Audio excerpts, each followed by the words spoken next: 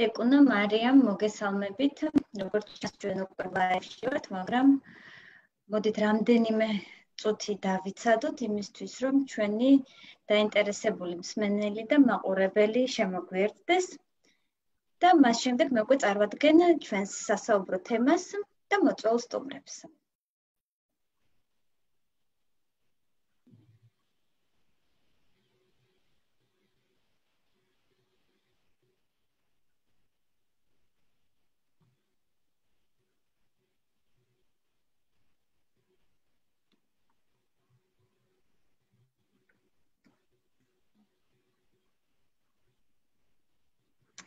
ჩვენმა ერთგულმა მსმენელმა და მაყურებელმა იცის, რომ ლაივში გასვლის შემდეგ ჩვენ მცირეოდენი ხანი ველოდებით, სანამ მაყურებელი შემოგვიერთდება, რომ მათ არ მოუწიოთ შუა ჩართვიდან ჩვენი თვალყურის დევნება, ამიტომ კიდევ ერთხელ შეგახსენებთ, რომ ცოტა ხანი ჩვენ დაველოდებით ჩვენს მსმენელს და მაყურებელს.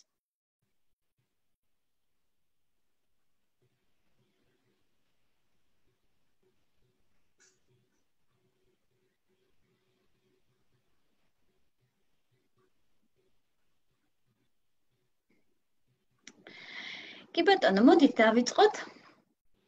კიდევ ერთხელ მოგესალმებით. მაქვს პატივი, რომ კიდევ ერთხელ ვიყო ამ Facebook Live-ის მასპინძელი. შეგახსენებთ, რომ მე ვარ მაია ბაგრატიონი კრუსინსკი, წარმოვადგენ ორგანიზაციას MAP Georgias და მაქვს პატივი დღეს ვუმასპინძლო ჩემს კოლეგას და მეგობარს მარიამ ხვადაგიანს, ნეიროფსიქოლოგს, რომელიც არის ამ ეტაპზე მოწვეული როგორც კონსულტანტი სკოლაში ტრანზიციის საკითხებთან დაკავშირებით და რასაკვირველია ჩვენი ერთგული ლეკუნაც არის ჩვენთან ერთად, რომელიც უწყვეტ რეჟიმში გაგვიწევს სურდო თარჯიმნობას. ძალიან დიდი მადლობა. კიდევ ერთხელ მოგესალმებით. მარიამ, ძალიან კარგი რომ ხარ ჩვენთან ერთად, იმიტომ რომ გვიწევს ძალიან აქტუალურ საკითხზე საუბარი. ეს არის საკითხი, რომელზეც მე ვიცი, რომ შენს კოლეგებთან ერთად უკვე რამდენიმე წელია უწყვეტ რეჟიმში ვფიქრობ და მოდი ვისაუბროთ და გავშალოთ ეს თემა. გამარჯობებით ყველას. ძალიან დიდი მადლობა პირველ რიგში მოწვევისთვის და ამ საკითხის დაინტერესებისთვის. სწორედ ეთერში შემოსვლის წინ ვესაუბრებოდი მეგობართან, როდესაც თქვით, რომ სკოლაში ტრანზიციაზეა საუბარი, ესეთი საინტერესო შეკითხვა დასვა, რომ სკოლაში წასვლა ჯერ ხო ადრეაო და ეხლა რატო აკეთებდო ამას? და ვფიქრობ, რომ სწორედ ძალიან მნიშვნელოვანი არის, რომ ახლა ვაკეთებთ ამას და მნიშვნელოვანია განვარტოთ, რატომ ახლა დავუშვათ და ზოგადად რა არის ეს სკოლაში ტრანზიცია. აბსოლუტურად, აი მარიამ, სანამ ჩვენ გადავალთ უფრო ვრცელ განმარტებაზე და სწორედ დავასაბუთებთ, რომ მართლაც რატომ ვიწყებთ ამ ზაფხულის დამდეგს ამ თემაზე საუბარს, ხო, როდესაც მოსახლეობის დიდ უმრავლესობას სწორედ აქვს განცდა, რომ დამთავრდა სასწავლო წელი, არა და იწყება თავისუფლება, იწყება არდადეგები, იწყება დასვენება. სინამდვილეში არსებობს მოსახლეობის გარკვეული ნაწილი, რომელსაც პირიქით ეხლა უჩნდება განცდა, რომ რაღაცა ძალიან მნიშვნელოვანი უნდა დაიწყოს, არა? რომ რაღაცა ცხოვრების ახალი ეტაპი დადგა მათ ყოველდღიურობაში და სწორედ ეს არის ის, რაც სამ თვეში მათ კარს მოადგებათ, ის რომ მათ პატარა შვილს 6 წლის ბავშვს მოუწევს სკოლაში წასვლა. ალბათ უფრო მეტი შეგვიძლია ამაზე ვისაუბროთ აი ამ თემის აქტუალურობაზე და საკითხის აქტუალურობაზე სწორედ ამჟამად, ივნისის დასაწყისში. სწორედ ამჟამად არის ეს მნიშვნელოვანი. ზოგადად დავიწყებ საუბარს იმაზე, რომ ტრანზიციაში სიტყვაც რომ განვარტოთ, რა გულისხმობთ, ეს არის გადასვლა ამ კონკრეტულ შემთხვევაში ბავშვის, იქნება ეს ბაღიდან, სახლიდან თუ სხვა დაწესებულებიდან სკოლაში, იმიტომ რომ სინამდვილეში ძალიან ბევრი კვლევა ჩატარდა იმასთან დაკავშირებით, თუ რა ემოციებს იწვევს ადამიანში იმის გახსენება, როდესაც ის პირველად წავიდა სკოლაში და აღმოჩნდა, რომ ბავშვობის ერთ-ერთი ყველაზე მძაფრი ემოცია სწორედ სკოლაში შესვლას უკავშირდებოდა. ჩვენ თავებშიც რომ ჩავიხედოთ, ესე ვთქვათ, ყველას გვახსოვს ის პირველი დღე, პირველი ემოცია, ვიღაცა სტრესულად, ვიღაცას პოზიტიურად, ხომ? სკოლაში წასვლა არის ძალიან მნიშვნელოვანი არამხოლოდ ბავშვისთვის და დღეს ვისაუბრებთ ჩვენ რატომ არის ეს მნიშვნელოვანი ბავშვისთვის, არამედ ეს არის ძალიან მნიშვნელოვანი დღე, ასე ვთქვათ, მშობლისთვის და ასევე მასწავლებლისთვის. რატომ არის მნიშვნელოვანი ახლა ვისაუბროთ ამაზე? სწორედ იმიტომ, რომ აი ეს გადასვლა იმდენად მნიშვნელოვანი ცვლილებები ხდება ამ დროს, რომ სინამდვილეში ამას სჭირდება მომზადება. ეს ჩვენ ხშირად დასრულებს გონია, რომ ჩვენ რადგან ვიცით უკვე სკოლაში რა ხდება. ბავშვებისთვისაც ეს ყველაფერი უკვე ნათელია, ცხადია და თუ ვეტყვით, რომ აი შენ სკოლაში მიდიხარ, ბავშვიც როგორც წესი ესეთი აღფრთოვანებულია, რომ ის სკოლაში უნდა წავიდეს, მაგრამ სინამდვილეში საერთოდ არ იცის რა არის სკოლა, თუ რა მოლოდინები უნდა ჰქონდეს მას და ამიტომ აი ეს 1 და 2 დღეში განხორციელებული ცვლილება ხშირად არის ძალიან ტრაუმული. ამიტომ არის მნიშვნელოვანი, რომ ამაზე ჩვენ სპეციალისტებმა, მშობლებმა, მასწავლებლებმა დავიწყოთ საუბარი და მომზადება სწორედ ივლისში, შესაძლებელია მაისში, ანუ კონკრეტული საჭიროებიდან გამომდინარე უნდა ავირჩიოთ, თუმცა აი ეს პერიოდი 2-3 თვე ყველა ბავშვისთვის არის ის დრო, როდესაც ჩვენ უნდა დავიწყოთ მზადება. სხვადასხვა ტიპის იმისთვის, რომ ბავშვი, ასე ვთქვათ, წინასწარ განვაწყოთ სკოლისთვის. რაც შეუწყობს შემდეგ ბავშვის წარმატებულ ჩართვას სკოლაში. მართალი ხარ, აი სწორედ მე მახსენდება, ასე ვთქვათ, ყველაზე უფრო პოპულარული ფრაზა, როდესაც ტრანზიციაზე ვსაუბრობთ ხოლმე, ეს არის ის, რომ ტრანზიცია ეს არ არის ერთჯერადი მოვლენა, რომელსაც ადგილი აქვს სკოლის დაწყების დღეს, არა, ტრანზიცია ეს არის პროცესი, რომელიც ბევრად ადრე იწყება, არა, ვიდრე ბავშვს რეალურად მოუწევს სკოლის აღმართული შენობის წინ 15 სექტემბრის შემდეგ პირველ ორშაბათს დგომას, არა? მოდი აი პროცესზე ვისაუბროთ, რა უნდა მოხდეს. ჯერ მოდი ისიც ვთქვათ, როდის უნდა დავიწყოთ ეს პროცესი. არა? და რა ხდება აი ამ ტრანზიციის პროცესის მიმდინარეობისას? დავიწყოთ იმით თუ როდის უნდა დავიწყოთ ეს პროცესი და ეს პროცესი უნდა დავიწყოთ პირველ რიგში უნდა ვთქვა რომ დამოკიდებული არის ბავშვის ინდივიდუალურ საჭიროებებზე. არიან ბავშვები, რომელთაც დაუშვათ და ეს მშობელმა ძალიან კარგად იცის, რომელთაც უჭირთ ცვლილებებთან შეგუება, ან მშობელთან განშორება, ან დამოუკიდებლობის უნარები არ აქვთ კარგად ჩამოყალიბებული. ჯერ შესაბამისად, სწორედ ბავშვზეა დამოკიდებული, როდის ვიწყებ მე ტრანზიციის პროცესზე მუშაობას. ზოგადად, გამოცდილება გვეუბნება, რომ სასურველია დავიწყოთ სწორედ, ანუ აი მაისის ბოლოს, ივნისში იმისათვის, რომ ზაფხულის პერიოდში სხვადასხვა გზით მოვამზადოთ ბავშვის სკოლისთვის. ეს გზა შეიძლება ისე საჭიროებიდან გამომდინარე სხვადასხვა იყოს. რიგ შემთხვევებში მე შეიძლება წინასწარ გავაცნო დაუშვათ ბავშვს სკოლის გარემო, თუ ვიცი რომ ახალი გარემო მისთვის არის და დაუშვათ ბაღში მე დამჭირდა რამდენიმე კვირა იმისთვის რომ ის მიჩვეულიყო ბაღს, აქ უკვე მე როგორც მშობელმა ვიცი ეს გამოცდილება და შესაბამისად ვცდილობ აი ადრეული პერიოდიდანვე დავიწყო სკოლის გაცნობა.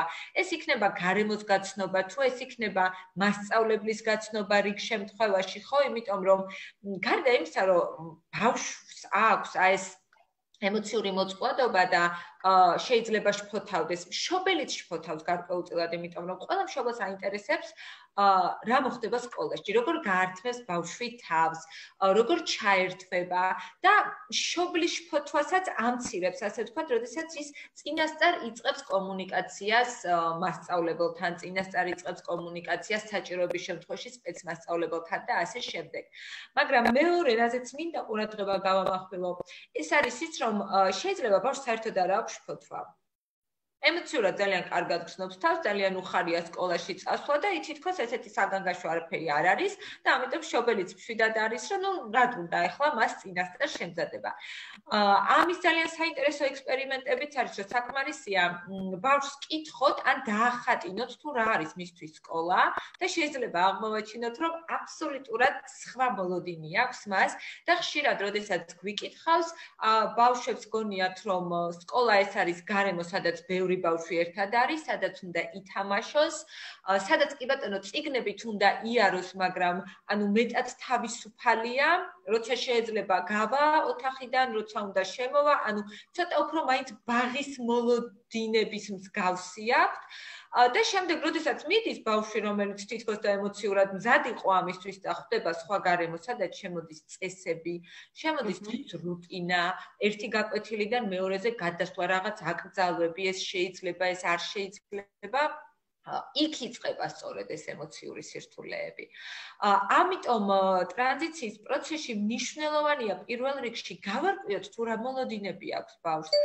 მაგალითად, სპეციალური საგანმანათლებლო საჭიროების მქონე ბავშვების შემთხვევაში, აი ხშირად ვთქვამთ, რომ ჰგონია სკოლა ორგანიზაცია. სადაც ბავშვი დადის, ეს შეიძლება იყოს დღის ცენტრი, ან სკოლა ჰგონია ბაღი. დაახლოებით, ხო? ამიტომ ხშირად მშობელი გულისხმობს რაღაცას, ბავშვი გულისხმობს თავის წარმოსახვაში რაღაცას, რაც ერთმანეთთან თანხმობაში არ მოდის. მარიამ, რო შევაჯამოთ, მნიშვნელოვანია, რომ ბავშვის წარმოდგენები სკოლის შესახებ მაქსიმალურად მივაახლოოთ რეალობას, არა? რომ სწორედ ის შინაარსი ჩადოს მან სიტყვა სკოლაში, არა? რაც რეალურად შემდეგ მას იქ დახვდება. ალბათ ეს მართლა ძალიან მნიშვნელოვანია და ეს არ ხდება სავარაუდოდ ერთ და ორ დღეში, არა? აი ამ წარმოდგენის ცვლილებას და ან წარმოდგენის ფორმირებას, ხო? გარკვეული დრო სჭირდება. ამავდროულად, მარიამ, ჩვენ ძალიან ხშირად უკვე ახსენე სიტყვა ემოციური განწყობა და დამოკიდებულება. აი მოდი ახლა ვისაუბროთ ძალიან მნიშვნელოვან აქცენტზე, რომელსაც თქვენ კონსულტანტები ტრანზიციის პროცესის დაგეგმვისას ხას უსვამთ, რომ სასკოლო მზაობა ეს არა მხოლოდ ბავშვის აკადემიური უნარების განვითარებისთვის ზრუნვაა. არამედ ეს არის ამავდროულად მისი ფსიქოემოციური მომზადება აი ცხოვრების ახალი ეტაპისთვის და აი შენ გამოცდილებას თუ გაგვიზიარებ ამ თვალსაზრისით, იმიტომ რომ მე როგორც მსმენია, სწორედ მშობლებს აი ეს მეორე ნაწილი ფსიქოემოციური მზაობა მიავიწყდებათ ხოლმე. ძირითადად აქცენტი ხდება უფრო კოგნიტური და აკადემიური უნარების განვითარებაზე. კი ბატონო, მე თქვენის ნებართვით ერთ-ერთ სლაიდს გავაზიარებ იმისთვის, რომ მშობლებისთვის, ასე ვთქვათ, უფრო გასაგები გახდეს და თვალსაჩინოდ დაინახონ, თუ რა არის სკოლისთვის მზაობა სინამდვილეში. ჩვენთან ხშირად ბაღში სკოლაშიც, ასე ვთქვათ, როდესაც ვსაუბრობთ სასკოლო მზაობაზე, სულ არის აქცენტი, რომ აი ასოები ისწავლა, ციფრებს ცნობს, გამოწერას, წერას სწავლობს, ხომ? და სინამდვილეში ჩვენ კონსულტანტებმა, სპეციალისტებმა ვიცით, რომ სკოლისათვის მზაობა ნაკლებად გულისხმობს აი ამ უნარებს. მარიამ, მაპატი, ეკრანი რო გაადიდო, რო სრულად ჩანდეს სლაიდი, ხომ ვერ შეძლებ? ერთი წუთი. მთლიანად რო გაუშვა თუ? მაპატიე, მე მგონი. არა, ამას ვუსვამ. ესე? ხო, კი ბატონო, იყო ახავე. შესაბამისად, ანუ აი ის, რაც ძალიან მნიშვნელოვანი არის, სწორედ მშობლებმა რომ იცოდნენ, არის ის, რომ სკოლისათვის მზაობა სინამდვილეში გულისხმობს ემოციური უნარების განვითარებას ბავშვი და აი ამ ემოციურ მზაობას, რაშიც იგულისხმება საკუთარი თავის და საკუთარი ემოციების მართვა, სიახლის მიღება, სტრესულ სიტუაციასთან გამკლავება, რომელიც სკოლაში შეიძლება იყოს უბრალოდ ის, რომ მეგობარმა მისი ფანქარი აიღო და როგორ შეიძლება ბავშვი ამ დროს აი ისე არ გაისტრესოს, რომ რაღაც პრობლემები შეექმნას, ხო, სოციალური უნარები, კომუნიკაცია თანატოლებთან, როგორ შეიძლება დაამყაროს, რამდენად შეუძლია ამ შემთხვევაში, აი იგივე სპეციალური საგანმანათლებლო საჭიროების მქონე ბავშვებთან მიმართებაში, აუცილებელი არის, რომ დაიგეგმოს დაუშვათ სკოლისათვის, თუ ბავშვს არ შეუძლია მეტყველებით გაშვალებული კომუნიკაცია, თუ როგორ დაამყარებს ის კომუნიკაციას თანატოლებთან და ამ დროს ალტერნატიული კომუნიკაცია შეიძლება შემოვიდეს, არა მარტო ბავშვის ცხოვრებაში, ასე ვთქვათ, არამედ აი სწორედ თანაკლასელებსაც გავაცნოთ, თუ როგორ შეიძლება მათ დაამყარონ ამ კონკრეტულ მოსწავლესთან კომუნიკაცია. ენობრივი კომპეტენციები, რამდენად შეუძლია გადმოსცეს სათქმელი და ძალიან მნიშვნელოვანი არის ზოგადად სწავლისადმი პოზიტიური განწყობა. ის რაც ძალიან ხშირად გვავიწყდება, რომ ბავშვი უნდა იყოს ამ დროს, ესე ვთქვათ, ცნობისმოყვარე, მას უნდა მოსწონდეს სწავლის პროცესი. არ არის მნიშვნელოვანი იცოდეს ყველა ასო, უფრო მნიშვნელოვანია, რომ მას აინტერესებდეს რა ხდება სკოლაში, მას აინტერესებდეს რას აწოდებს მასწავლებელი, რა წერია ხატია წიგნში და ასე შემდეგ, ხომ? და ასე ვთქვათ, თვითმომსახურების დამოუკიდებელი უნარები ასევე არის ძალიან მნიშვნელოვანი და შესაბამისად, სწორედ როდესაც რამდენიმე თვით ადრე ვიწყებ მე ამაზე მუშაობას, ეს არის ის ძირითადი, ესე ვთქვათ, სფეროები, რომელზეც უნდა გავაკეთო აქცენტი. მე როგორც მშობელმა, მე როგორც დაუშვათ სპეციალისტმა, თუ საჭიროა ჩემი ჩართულობა და ასევე მასწავლებელმა, რომ მე სკოლაში მივიღო ბავშვი, რომელსაც ეს უნარები მეტნაკლებად განვითარებული აქვს და ასევე განვაგრძოს სწორედ ამ უნარებზე მუშაობა, იმიტომ რომ საწყის ეტაპზე ყველამ ვიცით პირველ კლასში, როდესაც ბავშვი მიდის, ვიდრე დავიწყებთ ასოებს და ციფრებზე მუშაობას, ხო იქ პოზიტიური განწყობის შექმნა ძალიან საჭირო. შესაბამისად, აი ეს არის ის ძირითადი კომპონენტები, რადგან ძალიან მინდა რომ ყურადღება გავამახვილოთ განსაკუთრებით მშობლებმა და ასევე ბაღის აღმზრდელებმა, იმიტომ რომ სწორედ ისინი არიან ის ადამიანები, ვინც ასევე აძლიერებენ და ამზადებენ ბავშვებს სკოლისათვის. ბავშვები, რომლებიც დადიან სხვადასხვა ტიპის დაწესებულებებში, ამ შემთხვევაში სპეციალისტებზეა საუბარი. აქ უნდა მოხდეს ესეთი ერთობლივი მუშაობა იმაზე, რომ სწორედ ეს უნარები, ესე ვთქვათ, გახდეს ამ უნარებზე მიმდინარეობდეს მუშაობა. ანუ მარიამ, როგორც ესე იგი ნათელია, ტრანზიცია სჭირდება მხარდაჭერა, არა? ეს არის პროცესი, რომელიც თავისთავად შეიძლება წავიდეს, მაგრამ უმჯობესია, რომ არ იყოს სპონტანური და ეს იყოს გააზრებული, თანმიმდევრული და დაგეგმილი პროცესი, სადაც ბავშვს და მის ოჯახს მხარდაჭერას ვაწვდით. მოდი ახლა აი ამ მხარდაჭერაზე ვისაუბროთ, ვინ არიან ამ პროცესში ჩართულები და რა არის თითეული როლი. მადლობა ამ შეკითხვისთვის.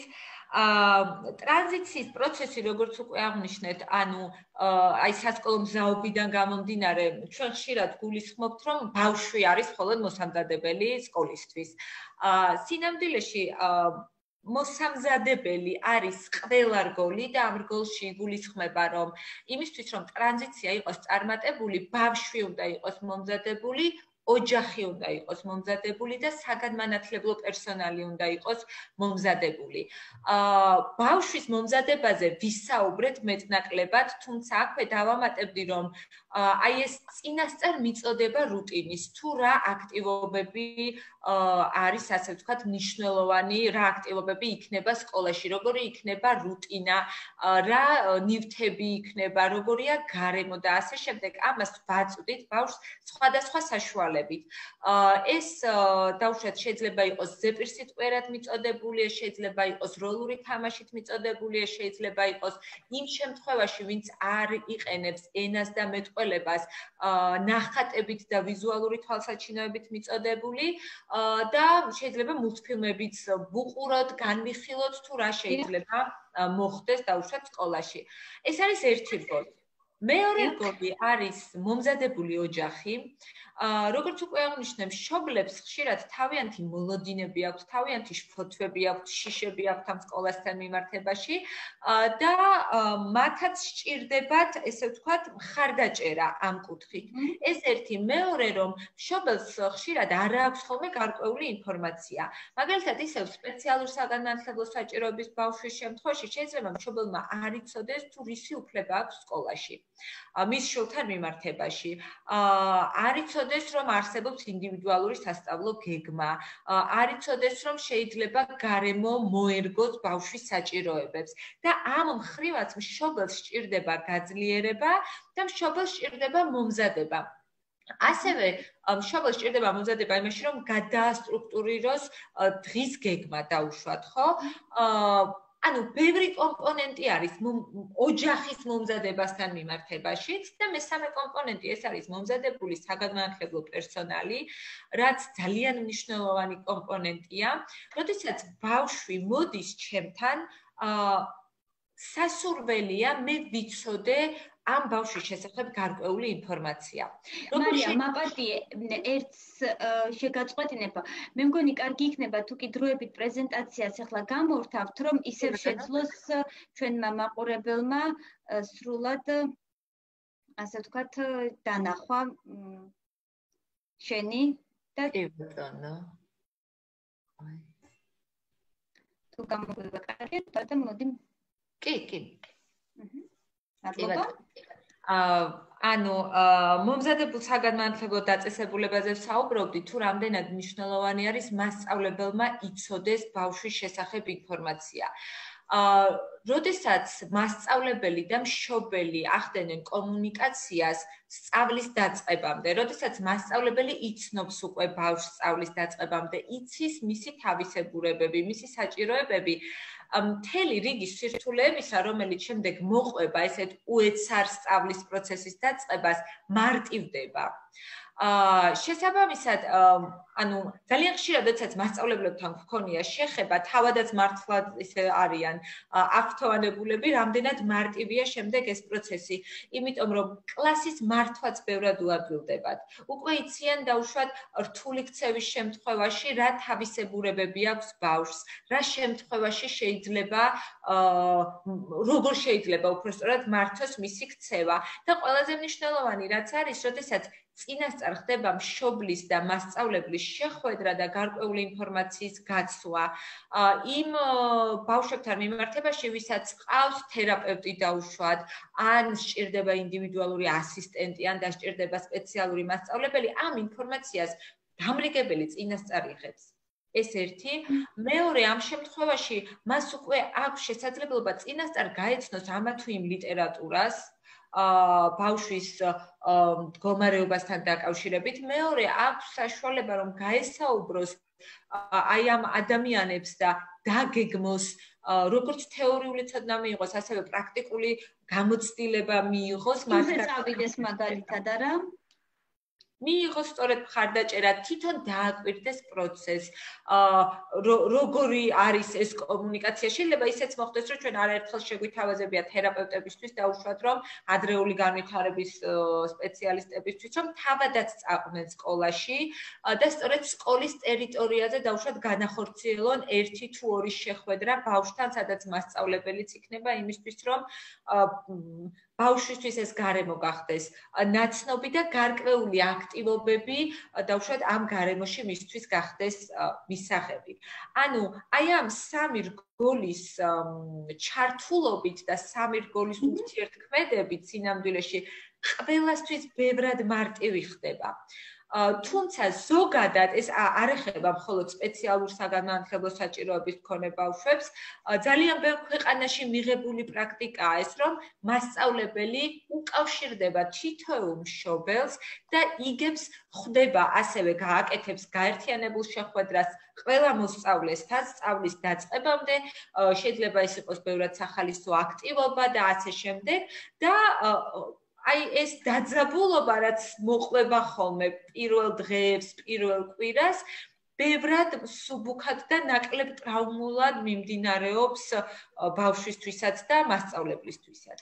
კი ბატონო, აი სწორედ ეხლა მაშინ მოდი ხაზი გაუსვათ და მშობლებს განვმარტოთ, რომ განათლების სამინისტრომ 2 წლის წინ სწორედ გაითვალისწინა რა პროფესიონალთა რეკომენდაციები და აი იმ მიზეზების გამო, რაზეც ახლა შენ საუბრობ, სწორედ დაუშვა საგანმანათლებლო საჭიროების მქონე მოსწავლეთა ბავშვთა წინასწარი რეგისტრაცია რა, რაც არა მაგალითად საყოველთაო რეგისტრაციას და ზაფხულის პერიოდს ემთხვევა, არამედ გაზაფხულზე. და ესე იგი, სწორედ ამის მიზეზი ყოფილა ის, რომ სკოლამ მალე დაინახოს ის ნაკადი, ის პირველ კლასელი საგანმანათლებლო საჭიროების მქონე ბავშვები და მათი მშობლები და მათი ოჯახები არა, რომ მათი დანახვის შემდეგ დრო გამოიყენოს იმისთვის, რომ მოემზადოს მათ მისახვედრად და მათ დასახვედრად, როდესაც უკვე სწავლა დაიწყება. და არ მოხდეს ბავშვის გაცნობა მას მერე, რაც თქვათ ბავშვს მოუწევს უკვე სასწავლო პროცესში ფორმალური ჩართვა, არამედ იცნობდეს მას. აი იმ 15 ანუ კიდევ ერთხელ რომ გავიაზროთ, ნახეთ ბავშვისთვის არის დღის რუტინა იცვლება, შემოდის უცხო გარემო, შემოდიან უცხო ადამიანები, როგორც მასწავლებელი, ასევე თანაკლასელები და კიდევ სხვა სკოლის, ასე ვთქვათ, წარმომადგენლები და ამ შემთხვევაში, როდესაც მე სწორედ ადრეული რეგისტრაციის შემდეგ ვიცი უკვე ვინ არის ეს მოსწავლე და ჩვენ გვქონდა პრაქტიკაში, როდესაც ვახორციელებდით ამ პროექტს, რომ მასწავლებლები თავად უკვე, როდესაც იცოდნენ, რომ ბავშვი იყო დარეგისტრირებული, თავად ეძებდნენ, უკავშირდებოდნენ და აი როდესაც მასწავლებელი წინასწარ გაიცნო ბავშვმა, გარემო ნახა, მშობელიც შეხვდა მასწავლებელს, აღარ არის რეალურად მიზეზი იმისა, რომ ბავშვის შფოთვა იყოს ძლიერი, რაც ამცირებს შემდეგ თავისთავად რთულ ქცევას, რაც მასწავლებელს ეხმარება ჩართოს ბავშვის სასწავლო პროცესში, იმიტომ რომ მან უკვე იცის რა ინტერესები აქვს ბავშვს, მან უკვე იცის რა შეუძლია გამოიყენოს მოტივაციისთვის ბავშვთან მიმართებაში და ეს პროცესი ძალიან მართლაც რომ ძალიან სუბუქდება ყველა მხარისთვის. ამიტომ ძალიან დიდი მადლობა განათლების სამინისტროს, რომ ეს ადრეული რეგისტრაცია არსებობს და ასევე ის ხელს უწყობს იმას, რომ ტრანზიციის პროცესი სპეციალური საგანმანათლებლო საჭიროების მქონე ბავშვებისთვის დაიწყოს უფრო ადრეულ ეტაპზე. ეს ასევე გვაძლევს დაუშვათ საშუალებას, რომ ინდივიდუალური ასისტენტი მოვითხოვო არა შემდეგ უკვე, როდესაც ბავშვმა დაიწყო და მერე გამოცხადდეს ვაკანსია და ველოდო, არამედ დავიჭირო თადარიგი, ზაფხულის დროს გამოვაცხადო ვაკანსია, ავიყვანო ასისტენტი, გავაცნო ბავშვს და უკვე ნაცნობ ასისტენტთან ერთად დაიწყოს ბავშვმა. ანუ თავარი არის, რომ აი ეს დრო ჩვენ სასარგებლოდ გამოვიყენოთ ადრეული რეგისტრაციის შემდეგ არა და უნდა ვიყოთ ძალიან პროაქტიულები, რომ თქვათ ბავშვის რეგისტრაციის შემდეგ არ აღმოჩნდეს, რომ არაფერი არ ხდება. მაგრამ აი რახან მარიამ ახლა სიტყვა მოიტანა, ჩვენ ძალიან უცნაური გაზაფხული გვქონდა ამ თვალსაზრისით, ხო? რომ მართლაც მშობლებმა გამოიყენეს ეს შესაძლებლობა, მოხდა ადრეული რეგისტრაცია, მაგრამ სამწუხაროდ ჩვენგან დამოუკიდებელი მიზეზებით, ხო? ყველანი იძულებული გავხდით, რომ გავრჩერებულიყავთ. არა, ვერ გადავდგით ის მნიშვნელოვანი ნაბიჯები, რაც ამ ადრეულ რეგისტრაციას უნდა მოყოლოდა. აი, რა რეკომენდაციას მისცემდი ახლა შენ, თქვათ მშობლებს, აი ამ პანდემიის პირობებში, ხო, როდესაც გარკვეული დრო გაგვივიდა. არა, ბავშვებისთვის პროცესების განსხვავებულად წარიმართა. იმიტომ რომ ბავშვების უმრავლესობა თუ კი ისინი ბაღში დადიოდნენ, არ დაასრულეს ეს პროცესი. ხო, მათ ვერ დაასრულეს ეს პროცესი, მათ პროცესი შეუწყდათ. და შეიძლება ითქვას საკმაოდ უხეშად, არა? მათ რომ იცოდნენ, რომ მომავალ კვირასაც უნდა ბაღში სვლა გაეგრძელებინათ, გამოცხადდა საგანგებო მდგომარეობა და ისინი დარჩნენ სახლში. ამიტომ აი ეს დასრულებულობის განცდა ბავშვებს შეიძლება არ ჰქონდეთ. არა, განსაკუთრებით საგანმანათლებლო საჭიროების მქონე ბავშვებს. აი, ამ შემთხვევაში თქვათ რა იქნებოდა რეკომენდაცია? როგორ დავაკომპენსიროთ ესეთი საგანგებო ვითარება? ამ შემთხვევაში მადლობა ამ შეკითხვისთვის, იმიტომ რომ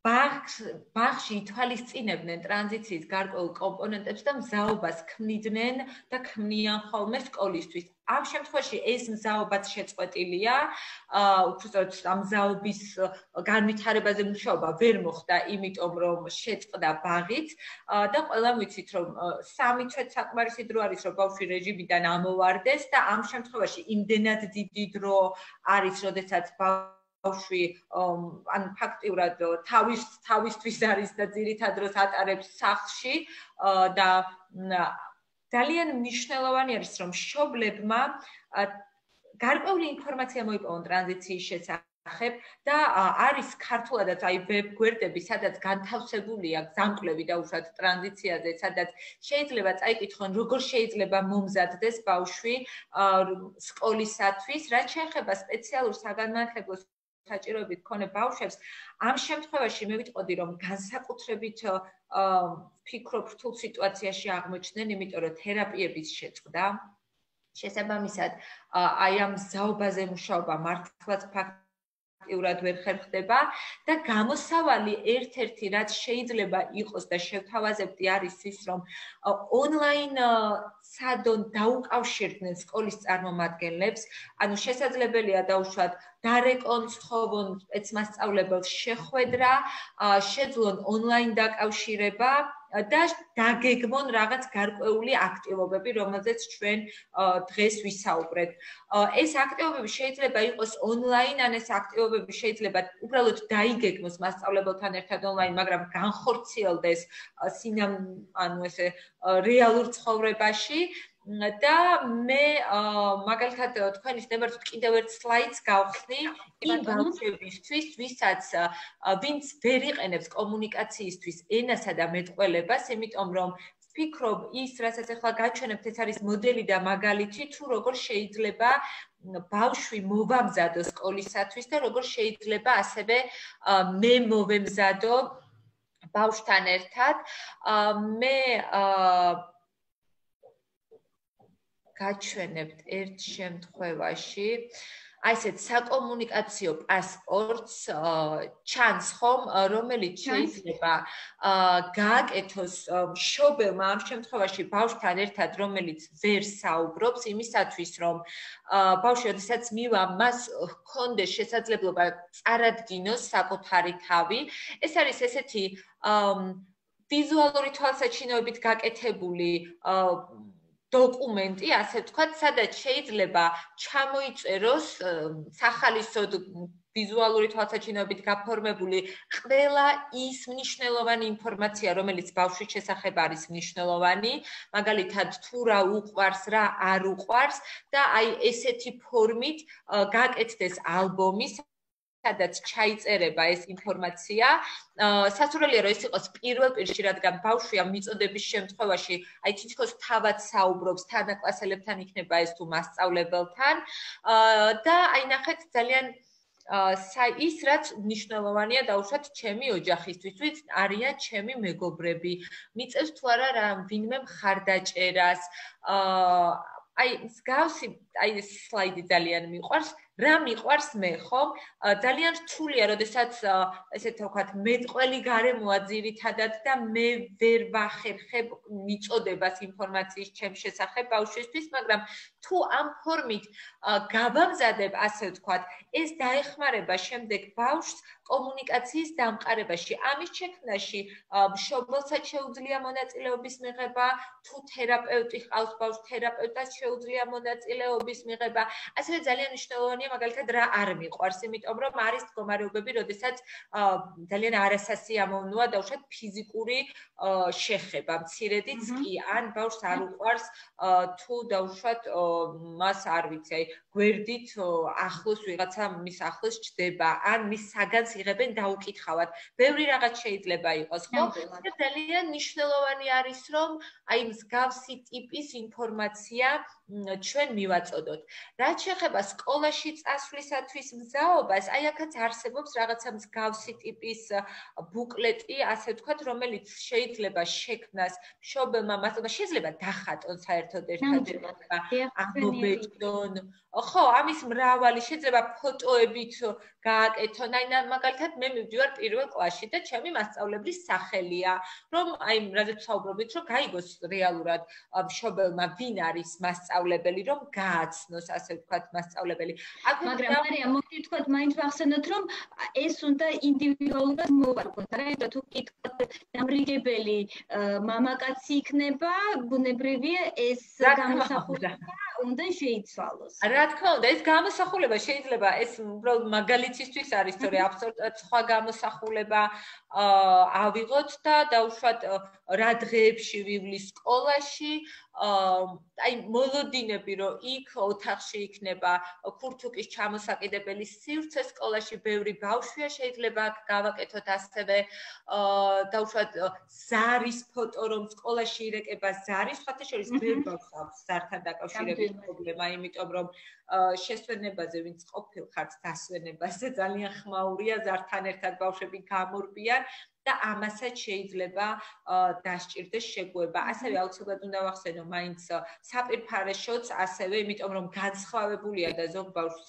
არ აქვს ეს თურქული ტიპის ტუალეტები ნანახი და სერიოზული პრობლემები იქნება. ამ შემთხვევაშიც მშობლები ძალიან ხშირად შევიან და თუ მსგავსი ტიპის ინფორმაციასაც ბავშვს მივაწოდებთ წინასწარ, ეს ძალიან ბევრ სირთულეებს აგვარიდებს თავიდან. კი ბატონო, მარიამ, ეხლა მინდა აუცილებლად ვახსენოთ უკვე ტრანზიციის კონტექსტში არა მარტო სკოლა, როგორც მიმღები დაწესებულება არა ბავშვის, არამედ ბაღი, სკოლამდელი აღზრდის დაწესებულება, ადრეული განვითარების პროგრამა, რა, ადრეული ინტერვენციის პროგრამა, ან სხვადასხვა სოციალური სერვისი, რომელშიც ბავშვი არის ჩართული, შეიძლება იყოს ABA თერაპია, ან შეიძლება იყოს სხვა მუნიციპალური დაფინანსებით მიმდინარე პროგრამები, რომელსაც ჩვენ ვუწოდებთ ხოლმე გამშვებ დაწესებულებას, არა? და მოდი ვისაუბროთ ახლა კავშირის მნიშვნელობაზე და აუცილებლობაზე მიმღებ და გამშვებ დაწესებულებას შორის, იმიტომ რომ სამწუხაროდ მეჩვენება, რომ ჩვენ ბევრი გვაქვს ამ მიმართულებით სამუშაო, არა? აი რა აქცენტებს გამოყოფთ? აი სწორედ იმიტომ, რომ გამშვები დაწესებულება, როგორც რგოლი არის ძალიან მნიშვნელოვანი, სწორედ ამიტომ გავაკეთეთ აქცენტი, რომ ამ COVID-ით გამოწვეულმა სიტუაციამ ცოტა კალაპოტიდან ამოგვაგდო. იმიტომ რომ ტრანზიციის ინიციატორი, ტრანზიციის პროცესის ინიციატორი ხშირ შემთხვევაში არის სწორედ გამშვები დაწესებულება. და შეიძლება მე როგორც ბაღის აღმზრდელი, ბაღის წარმომადგენელი თუ ადრეული ინტერვენციის თერაპევტი, საერთოდ არ დაველოდო რეგისტრაციას სკოლაში და გადავწყვიტო, რომ 6 თვით ადრე, 5 თვით ადრე დავუკავშირდე სკოლას, რომელიც მშობელმა არჩია და სკოლასთან დავიწყო მოლაპარაკებები, რომ ბავშვს სჭირდება გარკვეული ტიპის აქტივობების დაგეგმა ამ ტრანზიციის პროცესში და ჩვენ მსგავსი, ასე ვთქვათ, პროცესი გავლილი გვაქვს და ძალიან კარგად მუშაობს. არათუ იმდენად კარგად მუშაობს, რომ ბაღის აღმზრდელებს თავად გაუჩნდათ თითქმის ყველას, ვისთანაც ეს პროცესი ესე დავგეგმეთ და გავიარეთ, სურვილი, რომ ზოგადად ადრე დაეწყოთ მთლიან ჯგუფთან ამ ტრანზიციაზე მუშაობა, შემოეტანათ აქტივობები, რომელიც ძალიან მნიშვნელოვანი არის, იმიტომ რომ აღმზრდელი არის ის ადამიანი, ვისაც უკვე 1 წელი, 2 წელი ჰყავს ბავშვი. ველოდებოდი ამას როდის იტყოდი. და თან აი რითი განსხვავდება დაუშვათ თერაპევტისგან ან მშობლისგან, ხო? ერთ-ერთზე ურთიერთობა სხვა არის ბავშვთან და ჯგუფში აღმზრდელმა ძალიან კარგად იცის თუ როგორ მიუდგეს ბავშვს. აღმზრდელმა იცის რაზე მოყვება ბავშვი კარგად, რა შემთხვევაში სჭირდება დრო, რომ მისცეს დაუშვათ, რა შემთხვევაში სჭირდება სივრცე, როგორი ტიპის აქტივობები უნდა მიაწოდოს, რომ ბავშვი უკეთ ჩაირთოს და საუკეთესო გამოცდილება არის ის, როდესაც აღმზრდელი უზიარებს მასწავლებელს და ძალიან კარგი, ესე ვთქვათ, თანამშრომლობა დგება ხოლმე მათ შორის. იმიტომ რომ იმდენად ეხმარება აი ეს სამი კომპონენტი, რაც თქვი და სლაიდი ვაჩვენე, რომ მომზადებული ბავშვი, მომზადებული ასე ვთქვათ დაწესებულება, რომელშიც ბავშვი მიდის და მომზადებული ოჯახი ასევე გულისხმობს გამშვებ დაწესებულებას. ანუ მიმღებ დაწესებულებას აძლიერებს თავის მხრივ აი ეს გამშვები დაწესებულება, რომელიც არის ან ბაღი, ან ადრეული ინტერვენციის პროგრამის თერაპევტი და ასე შემდეგ. იმიტომ რომ ანუ ფაქტიურად მთელი ინფორმაცია ბავშვის შესახებ უკვე მასწავლებლის ხელთ არის. რა თქმა უნდა, მას სჭირდება პრაქტიკულადაც გარკვეული დრო, რომ მთელი ეს მიწოდებული ინფორმაცია, სტრატეგიები, ესე ვთქვათ, დაუკავშიროთ ბავშვს და გაცნობის შემდეგ კიდევ უფრო მასწავლებელი თავისებურად მოირგებს ამ სტრატეგიებს, მაგრამ ძალიან მნიშვნელოვანი კომპონენტი არის გამშვები დაწესებულება და მე რაც მიხარია, ჩვენთანაც შეხება გქონია, ყველამ ძალიან კარგად დაინახა, გაიაზრა და ძალიან კარგი თანამშრომლობა გააგრძელეს დაუშვათ აი ამ გამშვება და მიმღებმა დაწესებულების წარმომადგენლებმა შემდეგ ერთმანეთთან. მარიამ, და მაინც ხაზი გაუსვათ იმას, რომ მიუხედავად იმისა, რომ ბაღი უზიარებს ძალიან მნიშვნელოვან გამოცდილებას სკოლას, არა, მაინც შეიძლება ბავშვის ქცევა გარკვეულწილად იყოს განსხვავებული ბაღისგან, არა, იმიტომ რომ სკოლა მაინც სხვა გარემოა, როგორც შენ თქვი, განსხვავებული წესების მქონე გარემოა და შეიძლება სრულებითაც არ განმეორდეს ბავშვის ქცევა და იყოს სხვანაირი ვიდრე ბაღში, მაგრამ ბაღის მიერ განსაზღვრული რეკომენდაციები და სტრატეგიები შეიძლება ძალიან სასარგებლო აღმოჩნდეს. ეხლა დარწმუნებული ვარ, შენ ხედავ, ჩვენ შემოგვივიდა ერთი ძალიან საინტერესო შეკითხვა საკომუნიკაციო პასპორტთან დაკავშირებით. გვეკითხებიან, რომ იმ შემთხვევაში თუ კი ბავშვს არ აქვს მეტყველება სათანადოდ განვითარებული, რამდენად არის შესაძლებელი აი ამ საკომუნიკაციო პასპორტის გამოყენება და ამავდროულად რანაირად შეძლებს ბავშვი მის წაკითხვას და თუ კი ვთქვათ ბავშვი ჟესტურ ენაზე ამყარებს კომუნიკაციას, ახდება მაშინ თუ კი მასწავლებელმა არ იცის ჟესტური ენა, რაც რეალობაა. პირველ რიგში ისევ აღნიშნავ, რომ ეს საკომუნიკაციო პასპორტი არის ასე ვთქვათ მაგალითი და არ არის აუცილებელი ბავშვმა თავად წაიკითხოს. კიდევ ერთხელ ბავშვი ჩართულია ამ პროცესში უფროსთან ერთად, ზრდასრულთან ერთად, ასე ვთქვათ, და ბავშვმა იცის შინაარსი იქ რა არის, თორემ საკომუნიკაციო პასპორტს კითხულობს დაუშვათ მასწავლებელი, ანუ ეს არის დოკუმენტი, რომელსაც მიაწვდის და ამის პრაქტიკული გამოცდილებაც გქონია, რომ აი ამ ვიზუალური თვალსაჩინოება რაც იყო, იმის მიხედვით ბავშვმა იცის შინაარსი, თუ ბავშვი ჟესტურ ენას იყენებს, დაუშვათ, მან ჟესტურ ის ქმნის ამას იმ ადამიანთან ერთად, ვინც ასევე იცის ჟესტური ენა და სწორედ ჟესტურ ენაზე არის მიწოდებული ბავშვისთვის ინფორმაცია, თუ რა ტიპის ინფორმაცია წერია იქ. ამიტომ ის უზიარებს ამ საკომუნიკაციო პასპორტს იმ ადამიანს, ვინც არ იცის ჟესტური ენა, რომ მან მიიღოს ეს ინფორმაცია. რაც შეეხება მეორე საკითხს, რომ როგორ უნდა გააგებინოს, რა თქმა უნდა, როდესაც მასწავლებელმა ჟესტური ენა არ იცის, ამ შემთხვევაში და ბავშვი საუბრობს ჟესტურ ენაზე, ამ შემთხვევაში კომუნიკაცია ფიზიკურად ვერ შედგება. ამისთვის არსებობს ან ჟესტური ენის თარჯიმანი, რომელიც იქნება შუალედური რგოლი, ასე ვთქვათ, ან თავად მასწავლებელმა უნდა ისწავლოს ჟესტური ენა. მე ძალიან კარგად მესმის ყრუთა თემის აი ეს წუხილი, ასე ვთქვათ, და თუ ბავშვი მიდის დაუშვათ სკოლაში, იქნება ეს საჯარო სკოლა, თუ იქნება ეს არსებობს ინტეგრირებული კლასი, სმენა დაქვეითებული ბავშვებისთვის, რა თქმა უნდა, აუცილებელი არის, რომ ჟესტური ენა იცოდეს მასწავლებელმა. სამწუხაროდ ასე ხშირად ვერ ხდება და ამასთან დაკავშირებით მივმართავთ ხოლმე ხშირად ჟესტური ენის თარჯიმანს. ეს მარტო საქართველოში არ არის ასე, რომ ვერ ხდება, მე ქვეყანაში ასე ვთქვათ მინახავს ჟესტური ენის თარჯიმანი, როგორც შუალედური რგოლი, სწორედ მასწავლებელსა და მოსწავლეს შორის, თუმცა აქ კიდევ უფრო მეც ვიტყოდი, რომ თანაკლასელებთან კომუნიკაცია არის ერთ-ერთი ყველაზე მნიშვნელოვანი კომპონენტი, ამიტომ რა თქმა უნდა, თუ ბავშვისთვის მისაღების საკომუნიკაციო ფორმა არის ჟესტური ენა, კლასელებმაც უნდა სასურველია იცოდნენ ჟესტური ენა იმისათვის, რომ შედგეს კომუნიკაცია და აქ ამ შემთხვევაში ისევ დადგება საკითხი, თუ რომელ სკოლას ვირჩევ მე, ასე ვთქვათ.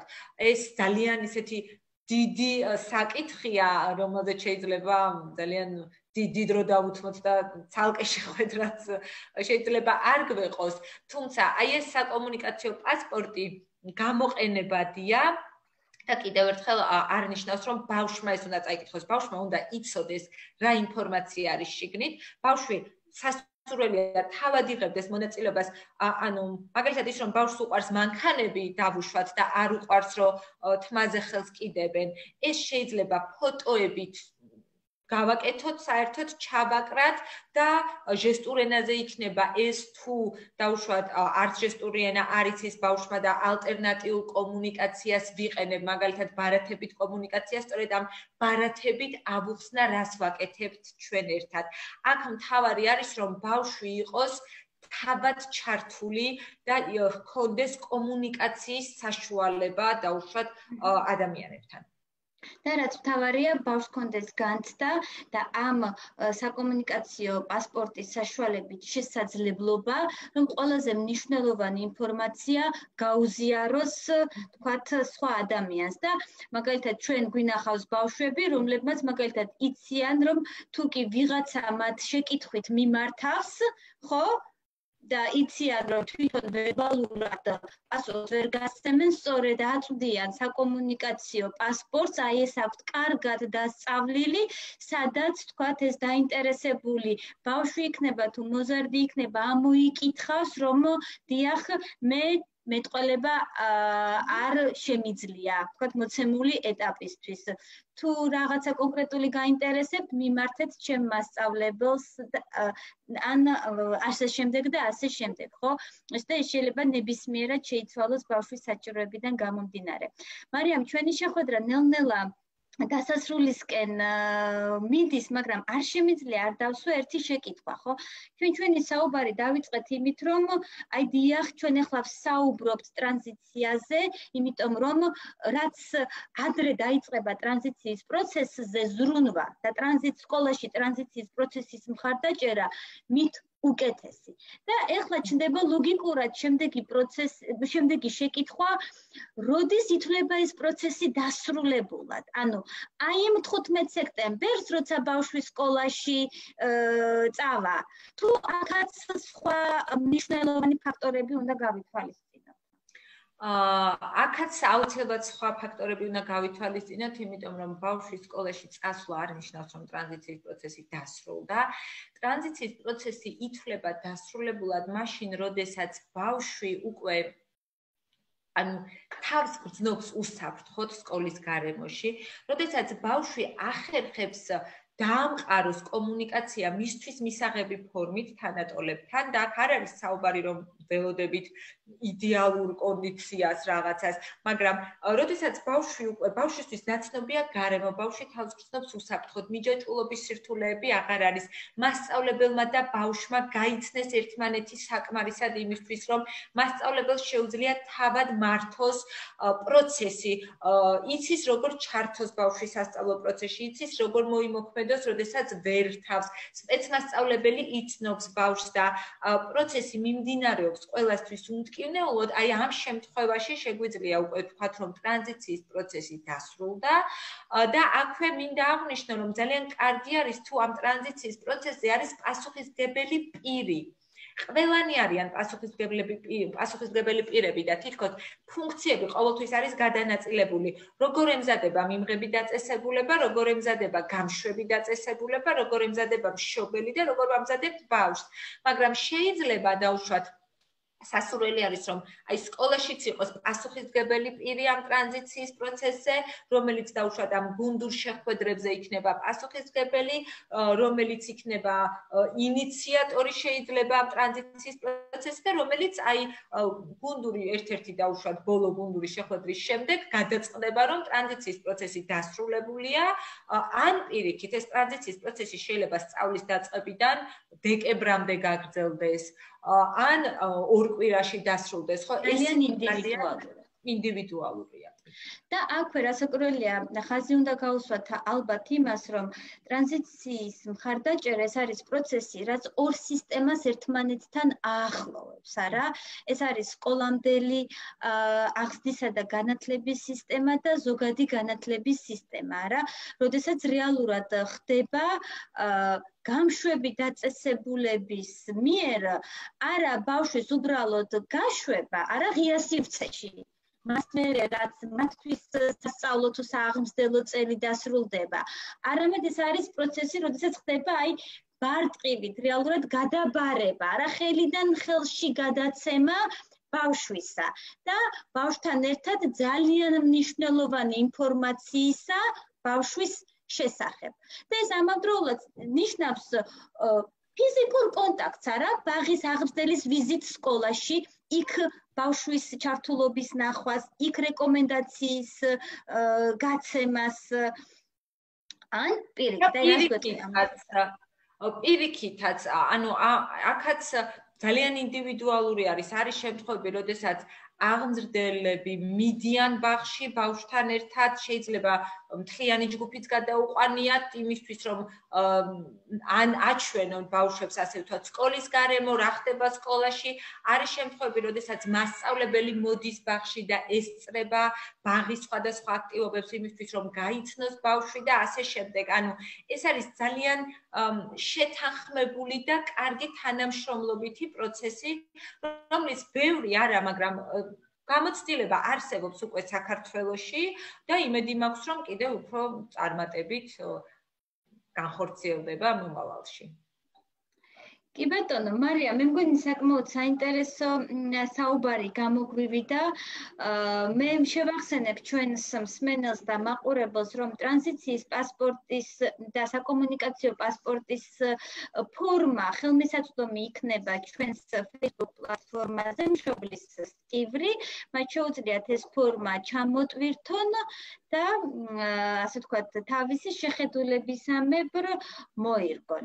შენ კი ძალიან დიდ მადლობას გადაგიხდი ამ საინტერესო საუბრისთვის და რასაკვირველია ძალიან დიდ მადლობას ვეტყვი ლეკუნას უწყვეტი თარგმანისთვის. ნახვამდის, კარგად ბრძანდებოდეთ. ნახვამდის. მადლობა. ნახვამდის.